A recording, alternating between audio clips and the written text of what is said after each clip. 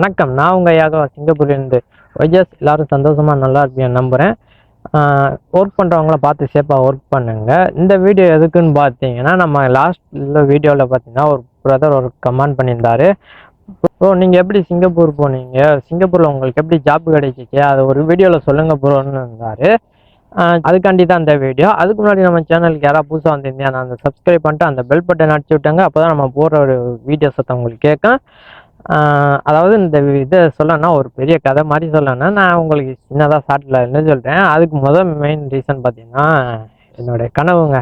அதனால தான் நான் இன்னைக்கு சிங்கப்பூரில் இருக்கிற அளவுக்கு சம்மந்தம் இல்லாமல் கனவுன்னு சொல்கிறேன்னா, அந்த கனவுனால தான் நான் இங்கே சிங்கப்பூரில் இருக்கேன். அதுக்கு என்னென்னா, நான் ஃபஸ்ட்டு காலேஜில் முதல்ல சொல்கிறேன். அதாவது நான் 2020 டிப்ளமோ படிச்சிருந்தேன். அந்த 2 மாதம் இருக்குது, அது முடிய போகுது. 2020 பிசி தான், எலக்ட்ரானிக் கம்யூனிகேஷன் படிச்சிருந்தேன். அந்த டைம் பார்த்தீங்கன்னா இந்த கொரோனா லாக்டவுன் வந்துச்சு. அந்த லாக்டவுன் பார்த்தீங்கன்னா ஒரு கண்டினியூவாக எல்லாருக்கும் தெரியும் எத்தனை மாதம் எல்லாருக்கும் போச்சுன்ட்டு. அப்புறம் பார்த்தீங்கன்னா எனக்கு கோயம்புத்தூரில் ஒரு வேலை ஒன்று கிடைச்சிங்க. டிசம்பர், அதே 2020 டிசம்பரில் வேலை ஒன்று கிடைச்சிச்சு. சரி, ஓகே, நம்ம அங்கே போய்ட்டு ஏதாவது ஒன்று கற்றுக்கிட்டு நம்ம அந்த நம்மளோட கனவு அங்கே ஏதாவது பண்ண முடியுமா அப்படின்ற மாதிரி நான் சரி அங்கே போனேன். அங்கே பார்த்தீங்கன்னா ஒரு 4-5 மாதம் ஒர்க் பண்ணேன். நமக்கு நேரமாக என்னமோ தெரில, பார்த்தீங்கன்னா செகண்ட் லாக்டவுன் வந்துடுச்சுங்க. அப்படியே நான் பார்த்தா திருப்பி ஊருக்கு வந்தேன். அங்கேருந்து ஊர்லேருந்து பார்த்தீங்கன்னா அதில் ஒரு அந்த செகண்ட் லாக்டவுன்லேயே போச்சு. அப்புறம் பார்த்தா அந்த வீட்டில் சொன்னாங்க சிங்கப்பூர் போக சொல்லியிருந்தாங்க. நமக்கு சின்ன வயசுலேருந்து சிங்கப்பூரில் வேலை பார்க்கணுன்னு ஆசை. அப்புறம் பார்த்தீங்கன்னா எனக்கு ஓகே, நம்ம இங்கே தான் மிஸ் ஆயிடுச்சு, அங்கே நம்ம போயிட்டு சிங்கப்பூரில் ஏதாவது நம்ம கனவு நோக்கி போகலாம் அப்படின்னு சொல்லிட்டு அங்கே சரின்ட்டு நம்ம தெரிஞ்சவங்கள வச்சு நான் எல்லோரும் மாதிரி ஸ்கில் டெஸ்ட் அடிச்சுட்டு நான் அங்கே வந்தேன். ஸ்கில் டெஸ்ட் அடிச்சுட்டு நான் 21 வயசில் அங்கே வந்துட்டேன். டிசம்பர் 13 நான் சிங்கப்பூர் வந்துட்டேன். அப்புறம் பார்த்தீங்கன்னா அங்கே ஒரு மாதம் ஆச்சு. என்ன ஒரு மாதம் ஆச்சுன்னா, அங்கே அந்த கன்ஸ்ட்ரக்ட் சைட்டில் வேலை பார்க்குறதுக்கு என்னன்னா அதுக்கு ஒரு ஸ்கில் இந்த டெஸ்ட் மாதிரிலாம் அங்கே ட்ரைனிங் கொடுப்பாங்க. அந்த இதில் அப்படியே ஒரு மாதம் ஆச்சு. அதுக்கப்புறம் பார்த்தீங்கன்னா நான் அப்படியே என் சைட்டு அந்த கன்ஸ்ட்ரக்ட் சைட்டில் தான் எனக்கு ஒர்க்கு. அங்கே வந்தேன்.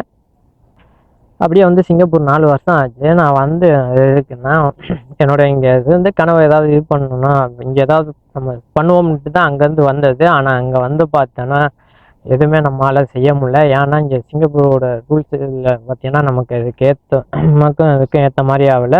சரி, ஓகே அப்படின்ட்டு இது பிடிச்சாலும் பார்த்தீங்கன்னா நமக்கு லாஸ்ட்டில் பார்த்தீங்கன்னா கொஞ்சம் பணப்பிரச்சனை இடிக்கிற மாதிரி ஆயிடுச்சு.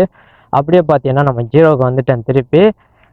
சரி, அப்போ என்னடா பண்ணுறேன்ட்டு 3 வருஷம் ஆச்சு. நான் எந்த ஒரு இது வரைக்கும் ஒரு டெஸ்ட்டு இங்கே ஒரு கோர்ஸ் எதுவும் பண்ணதில்லை. ஏன்னா அந்த கோர்ஸை பண்ணேன்னா நான் மேற்கொண்டு போகும்போது அதில் ஒரு சம்பளம் வரும். அந்த சம்பளம் எனக்கு போதுன்ற மாதிரி ஆயிடுச்சுன்னா நான் இவ்வளோ நாள் பட்ட கஷ்டம் கனவுக்கெலாம் ஒரு இது அர்த்தம் இல்லாமல் போயிடுறதுனால இது வரைக்கும் நான் எந்த ஒரு கோர்ஸு எதுவுமே பண்ணவே இல்லை.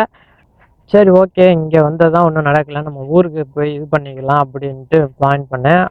பார்த்தீங்கன்னா நம்மளால் ஊருக்கு இப்போ வரைக்கும் வர முடியலை. ஏன்னா என்ன ஆச்சுன்னு கேட்டீங்கன்னா, நமக்கு அங்கே ஊரில் வாங்கின கொஞ்சம் கடன் எல்லாம் அப்புறம் எக்ஸ்ட்ரா செலவு அப்படி இப்படின்ட்டு இப்போ வரைக்கும் போய்க்கிருக்கு. 4 வருஷம் ஆச்சு. 4 வருஷத்தை போய்க்கிருக்கேன்.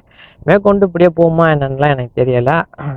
அதனால இது பண்ணிச்சுக்கேன். இப்படியே சரி, ஓகே, இப்படியே இருந்துடக்கூடாது, வந்தோம் சம்பாதிச்சோம் அப்படியே வாழ்ந்தோம்ட்டு போயிடாமல் ஒரு நம்ம பிறந்ததுக்கு ஒரு அர்த்தம் வேணும், நம்ம இப்படி ஒருத்தன் இருந்தான் அப்படின்னு காட்டணும் அப்படின்னு காட்டி நான் இப்போ வரைக்கும் ட்ரை பண்ணிக்கிட்டு தான் இருக்கேன். சரி, என்ன ஆகவா நீ அப்படியே உன் ஸ்டோரியே சொல்லிட்டேன்ட்டு இது பண்ணாதியா. அதாவது என் கதையிலன்னு தான் நான் உங்களுக்கு சொல்கிறேன். இப்போ வந்துடும். அதாவது சிங்கப்பூரில் ஜாப் எப்படின்னா, நான் என்னோட ரெக்யூஸ் எப்படின்னு சொல்கிறேன்னா, சிங்கப்பூர் நான் வரேனான்னு தான் சொல்லுவேன்.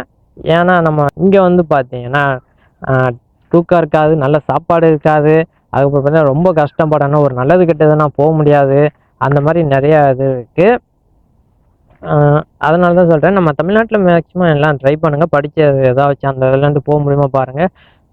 கஷ்டப்பட்டாலும் நமக்கு தமிழ்நாட்டிலேருந்து கஷ்டப்பட்டாலும் அங்கே நம்ம பசங்க எல்லாம் ஜாலியாக இருந்தால் எல்லா ஃபங்க்ஷனு திருவிழா அது இதுன்னு எல்லாத்துலேயும் போகலாம். ஆனால் இங்கே வந்தோன்னா நம்ம திருவிழா எதுவுமே அட்டன் பண்ண முடியாது.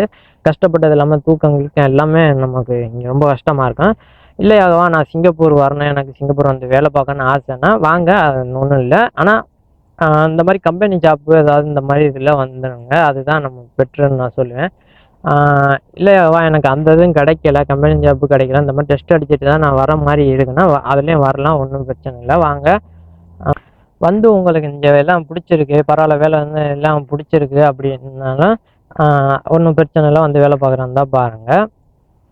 ஆனால் அங்கே வந்துட்டு அப்படியே மட்டும் இருந்துடாதே. உங்களுக்கு என்னென்ன இருக்கோ எல்லாருக்கும் ஒரு ஆசை இருக்கும், அதை நோக்கி ஏதாவது ஒரு ஸ்டெப்பில் ஏதாவது ஒரு கட்டத்தில் நோக்கி அதை பண்ணுவீங்க. இல்லை அப்படி இல்லைன்னாலும் எனக்கு சம்பாதிச்சு இந்த மாதிரிலாம் ஆசை இருக்குன்னா இங்கே வந்து அடுத்தடுத்து என்ன ஸ்டெப்பு கோர்ஸ் என்ன பண்ணலாம், ட்ரைவிங் பண்ணுறதா பண்ணலாம், அது வந்து எல்லாம் பண்ணிவிட்டு அதுலேயே அப்படியே முன்னேறி போயிருங்க. இங்கே நிறையா பேர் இருக்காங்க. அது மாதிரி இங்கே வந்து வேலை பார்க்கும்போது கொஞ்சம் பார்த்து பத்திரமா கவனமாக மட்டும் வேலை பாருங்கள். அவ்வளோதான் என்னோடய ரெக்யூஸ் வந்து இங்கே வேலை பார்க்குறா இருந்தாலும் உங்கள் வேலை பாருங்கள். ஆனால் முடிஞ்ச அளவுக்கு இந்தியாவில் ட்ரை பண்ணுங்கள். அப்படி கிடைக்காம சிங்கப்பூரில் வந்து இந்த மாதிரி கம்பெனி ஜாப் ட்ரை பண்ணுங்கள். அப்படி கிடைக்கலன்னா இந்த மாதிரி கன்ஸ்ட்ரக்ஷனில் வந்து வேலை பாருங்கள். அடுத்தடுத்து முன்னேறி அப்படியே போய்கிட்டே இருங்க. அவ்வளோதான் இது.